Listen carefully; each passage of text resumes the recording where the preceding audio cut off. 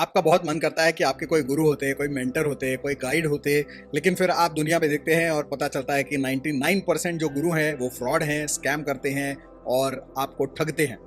दूसरी तरफ आपको बताया जाता है कि आपकी अंदर की आवाज़ को आपको सुनना चाहिए, आपकी अंदर की आवाज़ को सुनो। लेकिन भाई कैसे सुने अंदर की आवाज़, ये तो कोई बताता ही नहीं है। तो आज हम जानने वाले हैं कि अंदर की आवाज़ को कैसे हम सुन सकते हैं और बिना गुरु के इनर गाइडेंस को कैसे प्राप्त कर सकते हैं। क्योंकि लॉ ऑफ अट्रैक्शन में हम मैनिफेस्टेशन के बारे में तो बात करते हैं, लेकिन गाइडेंस की हम बात करते ही नहीं है। और साथ ही साथ में कोई भी अगर हम लॉ ऑफ अट्रैक्शन मैनिफेस्टेशन करते हैं तो उसमें 1 महीना, 3 महीना, डिपेंडिंग ऑन आवर गोल, थोड़ा टाइम तो लग ही जाता है। लेकिन बहुत सारे ऐसे प्रॉब्लम्स होते हैं, बहुत सारे ऐसे डिसीजंस होते हैं जो इंस्टेंटली हमको लेने पड़ते हैं। तो अगर कल मुझे कुछ करना है तो मैं 1 महीने वेट तो नहीं कर सकता हूँ, तो उसके लिए मैं क्या कर सकता हूँ? इन सारे सवालों का एक जवाब है, एक टेक्निक है, द एकलव्य टेक्निक। और इसका रेफरेंस और इसकी इंस्पिरेशन जो है वो महाभारत से ली गई है। तो आज का जो टेक्निक है बहुत ही इंपॉर्टेंट है और आपका जो नज़रिया है लॉ ऑफ अट्रैक्शन को लेकर वो बदल जाएगा। आपके अंदर की आवाज़ आप ऑन डिमांड कभी भी सुन सकते हैं, इनर गाइडेंस को कभी भी टैप कर सकते हैं। बहुत ही सरल टेक्निक है। वीडियो आखिर तक देखिए, स्किप मत करिए, स्टे ट्यून्ड।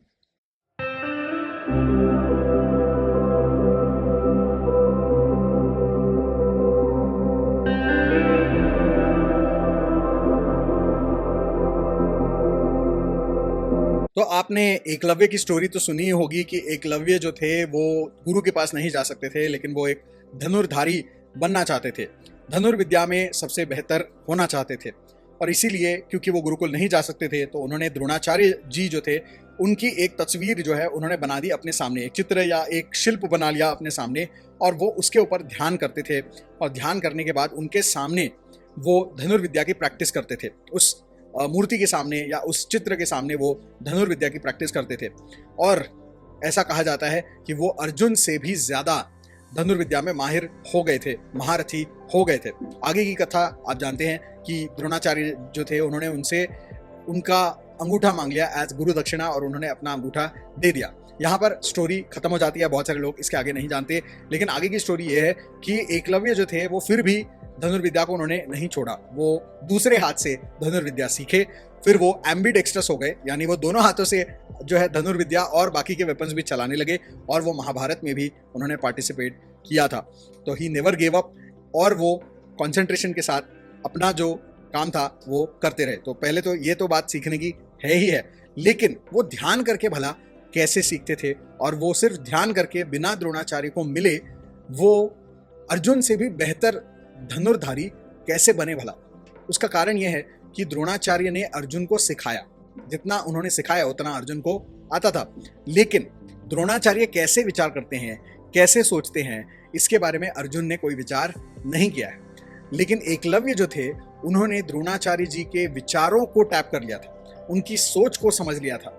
वो कैसे सोचते हैं उस चीज को उन्होंने समझ लिया था और इसीलिए एकलव्य खुद द्रोणाचार्य जी की तरह सोचते थे और इसीलिए वो उत्तम धनुर्धारी बन पाए। तो आज की जो टेक्निक है उसका फर्स्ट स्टेप यही है। अभी अगर आपको सबसे ग्रेटेस्ट बनने को कहा जाए तो आप तो बन नहीं सकते, क्योंकि ग्रेटेस्ट बनने में तो 15-20 साल लगते हैं। तो आप अभी कैसे ग्रेट चीजें कर सकते हैं इंस्टेंटली फ्रॉम टुमारो?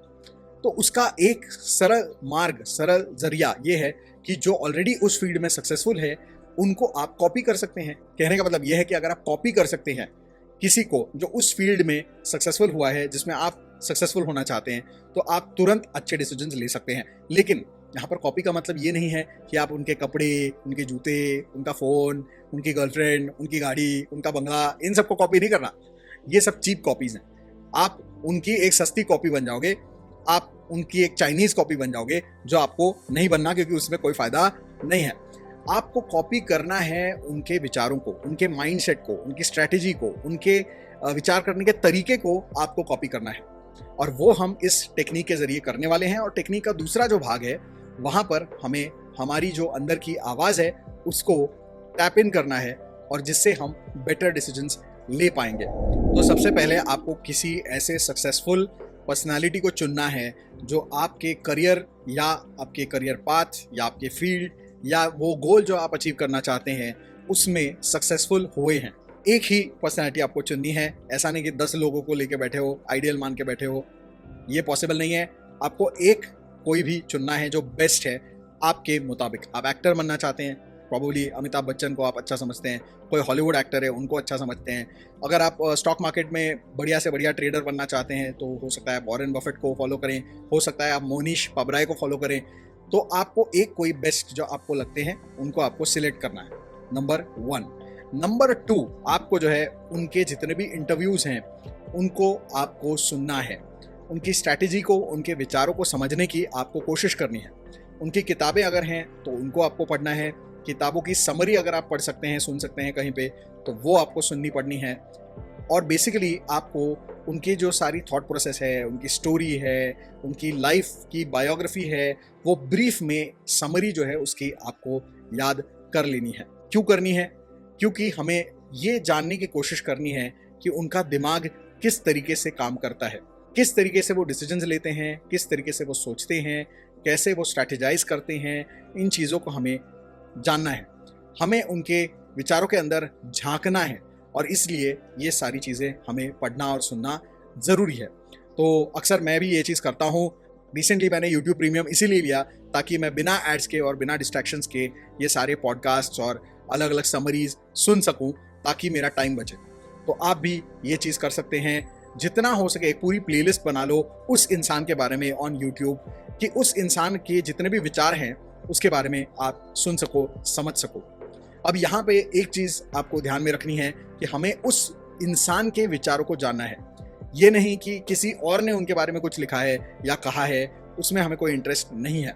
और हमें यहाँ पे किसी गॉसिप वॉसिप को सुनने में कोई इंटरेस्ट होना नहीं चाहिए।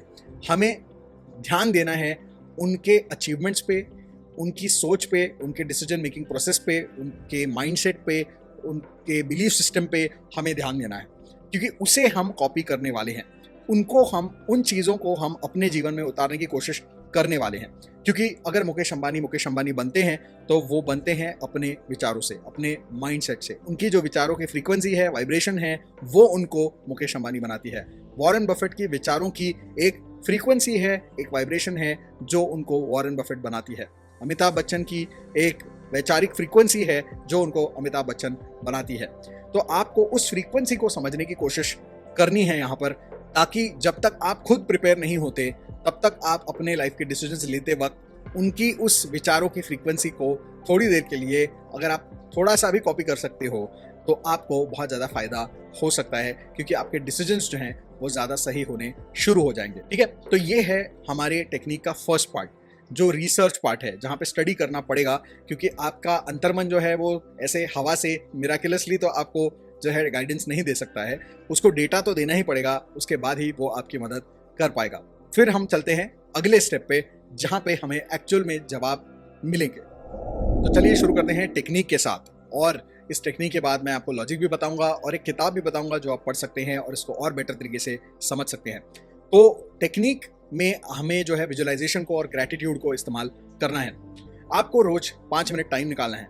कब निकालना है? जब आप काम शुरू करने वाले हैं उसके पहले 5 मिनट आपको निकालने हैं। अगर आप जो है IAS IPS बनना चाहते हैं, UPSC क्रैक करने की कोशिश कर रहे हैं, तो आपको आपका जो आइडियल है उसको पहले तो याद रखना है कि आपका आइडियल कौन है। उसके बाद में जब भी आप स्टडी करने बैठें उसके पहले 5 मिनट आपको ये टेक्निक अप्लाई करना है। अगर आप एक स्टॉक ट्रेडर हैं और आप आइडलाइज करते हैं वॉरेन बफेट को, तो आपको उन्हें याद रखना है, और स्टॉक ट्रेडिंग जब आप शुरू करते हैं उसके 5 मिनट पहले आपको ये टेक्निक अप्लाई करनी है। तो इस तरीके से आपको जो भी आपका काम है उससे पहले 5-10 मिनट आपको निकालने हैं जब ये टेक्निक अप्लाई होने वाली है। तो यहाँ पर हमें आंखें बंद करनी है और विजुअलाइज करना है कि एक कॉरिडोर है, एक पैसेज है आपके सामने, और आप इस पैसेज से चलते हुए जा रहे हैं, कॉरिडोर से चलते हुए जा रहे हैं। सामने एक एलिवेटर है, एक लिफ्ट है जो आपके सामने है, एक लिफ्ट का दरवाज़ा है। आपको वहाँ जाना है, बटन प्रेस करना है, लिफ्ट आती है, आप एलिवेटर में अंदर जाते हैं और आप नीचे जाने के लिए ग्राउंड फ्लोर का जो बटन है वो दबाते हैं। अब जो है ये लिफ्ट नीचे जाना शुरू हो जाती है। आप नीचे जा रहे हैं, नीचे जा रहे हैं, विजुअलाइज करें कि नीचे जा रहे हैं, कई फ्लोर नीचे जा रहे हैं, और उसके बाद में ये एलिवेटर खुलता है। आप एलिवेटर से बाहर निकलते हैं, वहाँ सामने एक कमरा है, आप उस कमरे में जाते हैं। कमरे के बाहर दरवाजे पे आप बोर्ड देखते हैं, उस बोर्ड पे आपके जो आइडल हैं उनका नाम लिखा हुआ है। आप उस कैबिन में जाते हैं, कैबिन के अंदर आपके वो आइडल वहाँ पे बैठे हुए हैं। अब ये कोई भी हो सकता है, जैसा मैंने कहा Warren Buffett, Amitabh Bachchan, Monish Pabrai, anybody, वहाँ पे वो बैठे हुए हैं। एक टेबल है, एक चेयर है, आप उनके सामने जाके बैठ जाते हैं और फिर आप जो है उनसे बातें करते हैं। उनसे आप बातें करना शुरू करते हैं और जो भी आपका टॉपिक है उससे रिलेटेड आप उनके साथ चर्चा करते हैं, उनसे बातें करते हैं। अब पहले दिन जाकर अचानक से उनसे कोई सवाल जवाब नहीं करने। पहले दिन जब आप शुरू करते हैं तो आपको जाके सिर्फ जेनेरिक बातें करनी है, उस फील्ड से रिलेटेड ऑफ कोर्स, लेकिन जेनेरिक बातें करनी है, बातचीत करनी है। ऐसे आपको विजुलाइज करना है कि आप गपशप कर रहे हैं, वो आपसे बातें कर रहे हैं, आप बातें कर रहे हैं, आप कॉफ़ी पी रहे हैं और कॉफ़ी पीते पीते आप बहुत सारे अलग अलग उस विषय से रिलेटेड चर्चा कर रहे हैं। और फिर कुछ देर बाद आपको वहाँ से उठना है, फिर से विजुलाइज करना है कि आप बाहर आ रहे हैं कैबिन से, फिर आप एलिवेटर में आते हैं, फिर टॉप फ्लोर का बटन दबाते हैं और फिर से आप ऊपर आ जाते हैं। ये विजुलाइजेशन आपको रोज शुरू करना है। पहले एक हफ्ते तक आपको सिर्फ ये गपशप वाली विजुलाइजेशन ही करनी है, क्योंकि ये जो है आपको सेट करने में आपको आसानी होगी बाद में, क्योंकि आपका मन जो है धीरे धीरे इस सेटिंग को एक्सेप्ट करता है कि हाँ ओके ये सेटिंग है, ये विजुलाइजेशन है, यहाँ पे जाना है और इस तरीके से चीज़ें होंगी। जब एक हफ्ता कंप्लीट हो जाता है उसके बाद में इसका अगला स्टेप शुरू होता है। अगला स्टेप ये होता है कि आप जो है जब ये विजुलाइजेशन कर रहे होंगे तो वहाँ पर जब आप बातें कर रहे हैं तो उस एक्सपर्ट से, अपने मेंटर से, अपने आइडल से आप अपना जो एक्चुअल सवाल है वो आप उनसे पूछ सकते हैं और उनसे आपको जवाब मिलेगा। वो जवाब लेकर आपको वो visualization as it is complete करना है। ध्यान रखना है कि जवाब मिलते ही आंखें खोल के काम पे नहीं लगना है, विजुलाइजेशन को कंप्लीट करना है।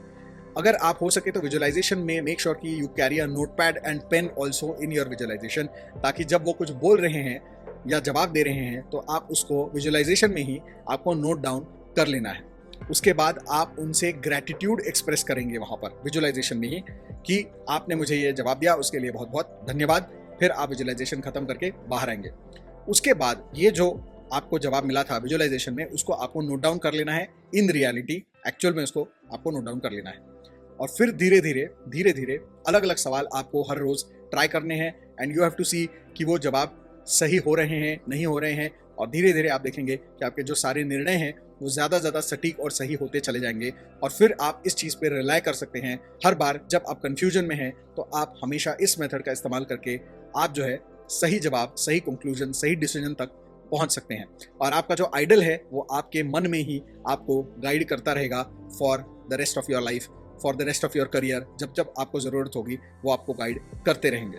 तो चलिए अब इसका हम लॉजिक समझते हैं। अब समझने की बात यहाँ पर यह है कि आपका जो अंतर्मन है वो हमेशा आपके मदद के लिए तैयार होता है, वो हमेशा आपकी मदद करना चाहता है, वो हमेशा आपको इंडिकेशंस और हिंट्स देता रहता है, लेकिन आपको वो सिग्नल्स नज़र नहीं आते हैं।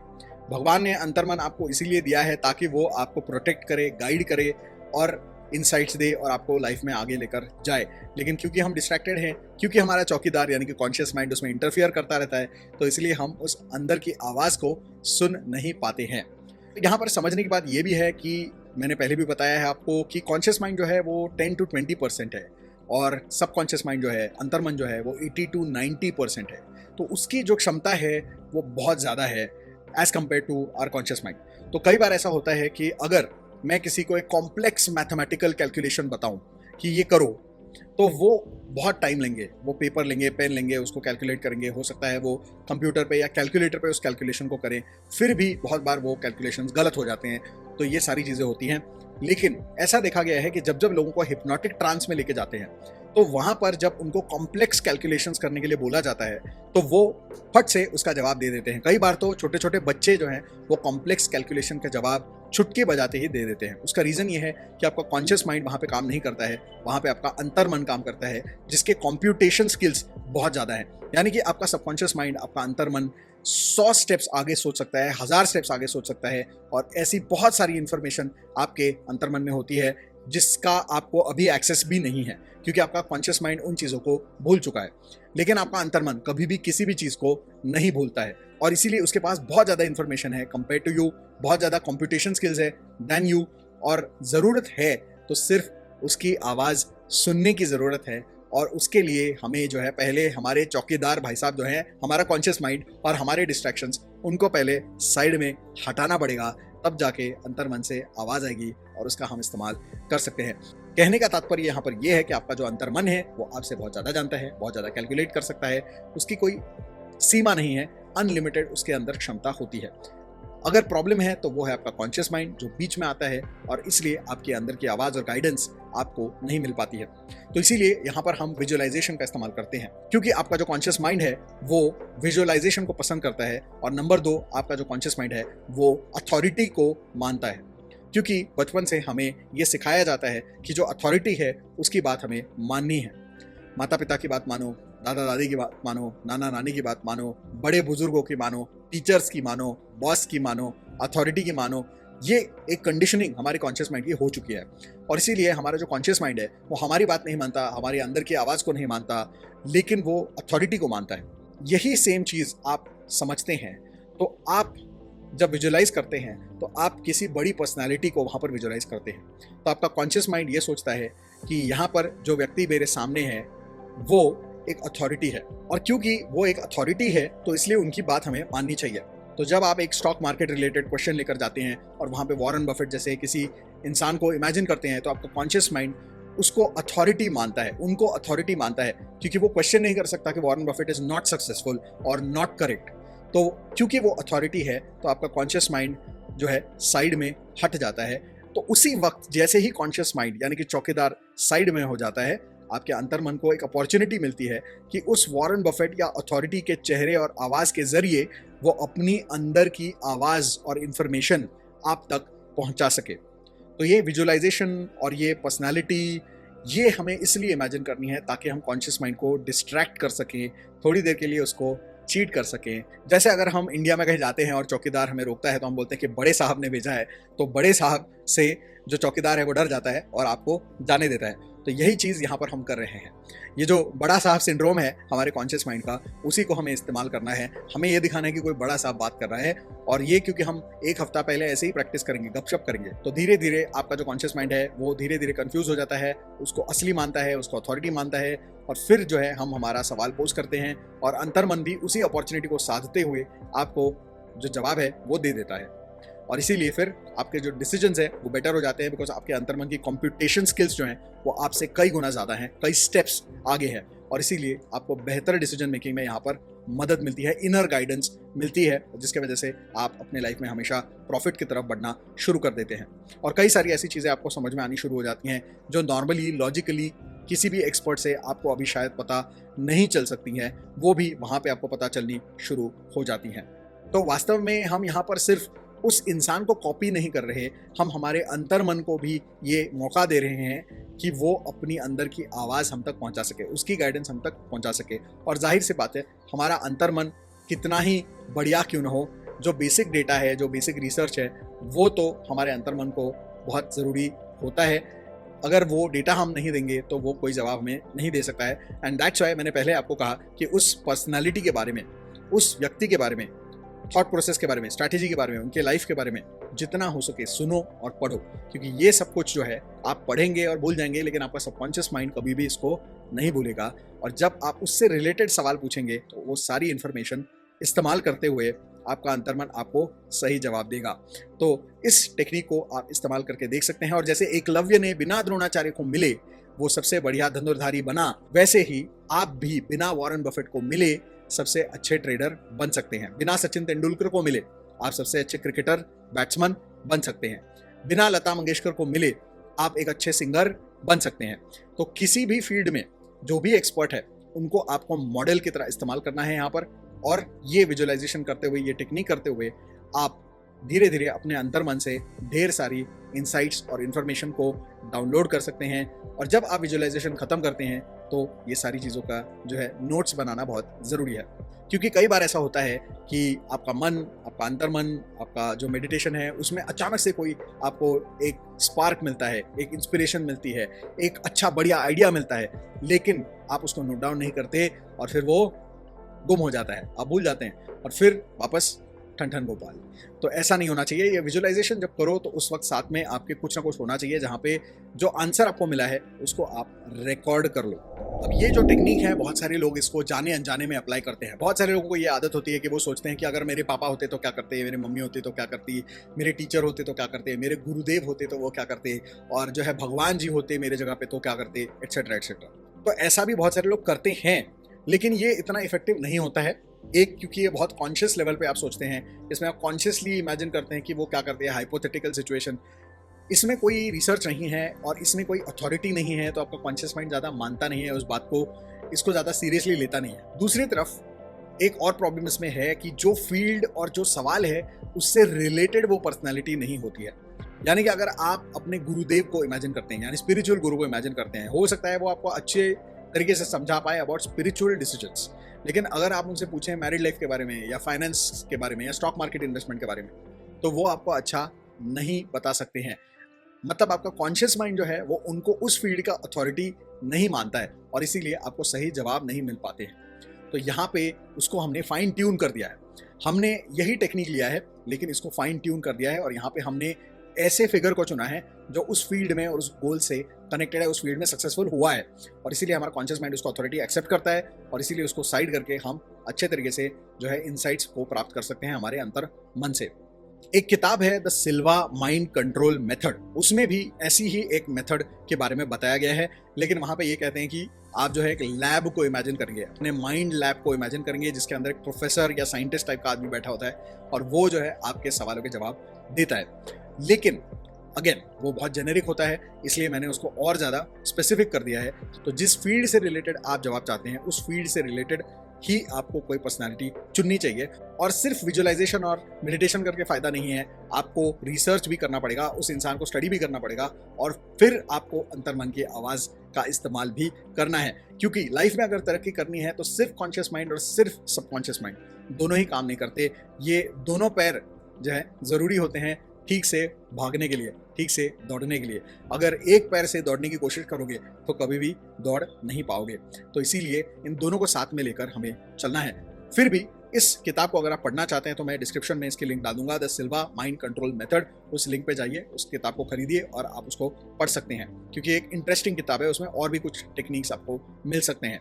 ओके, तो इस टेक्निक का मैंने नाम दिया है the Eklavya technique, because Eklavya ji से हमने इसकी इंस्पिरेशन लिया है और एकलव्य जी के लिए मेरे मन में हमेशा से बहुत रिस्पेक्ट रहा है।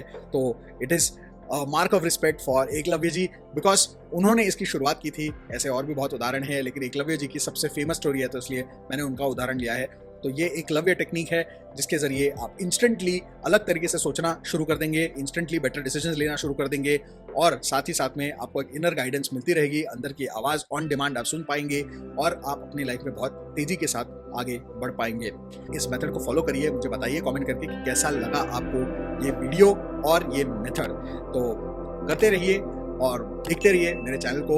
मिलते हैं अगले एपिसोड में, तब तक के लिए मे गॉड ब्लेस यू।